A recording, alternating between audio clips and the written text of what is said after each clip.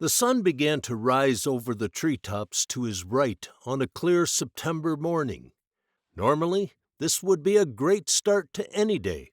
However, Kostas was at a slow crawl in the HOV lanes of I-95 northbound between exit 156 for Dale Boulevard and Prince William Parkway. This was nothing new to him.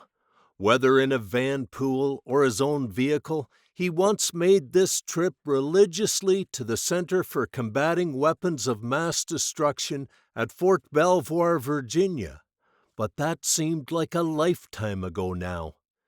His mind, now a prisoner to the mocking cadence of WTOP's Traffic and Weather on the 8s, he drifted mentally to a similar event of Senator Tim Kaine's experience back in January 2022, when a massive winter system literally froze all traffic, and he and a fellow few thousand commuters were stranded with only what they had in their vehicles for over 27 hours. At least it's September, he thought, and added out loud to himself, "At least I have water and almonds," with a barely audible chuckle. Then his mind wandered back to his Richmond office and the musings that filled his thoughts on this drive. Why did I agree to this? I hate this drive. The answer? To close the deal. A deal that had been mired in over a year of red line negotiations. He typically didn't get involved in these matters anymore. He had talented people for that now. But this deal was different. Due to his experience from a past life and the potential upside for his company, he had been leading this one since day one, and now was wondering if he would ever make it to Tyson's Corner to close the deal.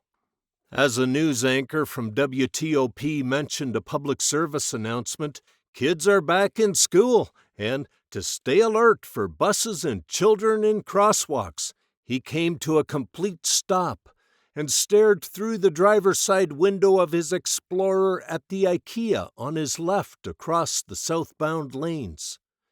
As a political candidate's campaign commercial aired on the radio smearing his opponent's action on immigration, Kostas' world abruptly narrowed.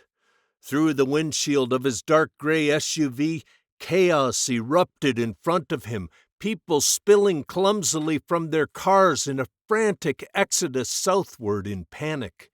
His mind shifted gears to the unfolding chaos. He could see panic seizing the air as people abandoned their vehicles in palpable desperation. But from what?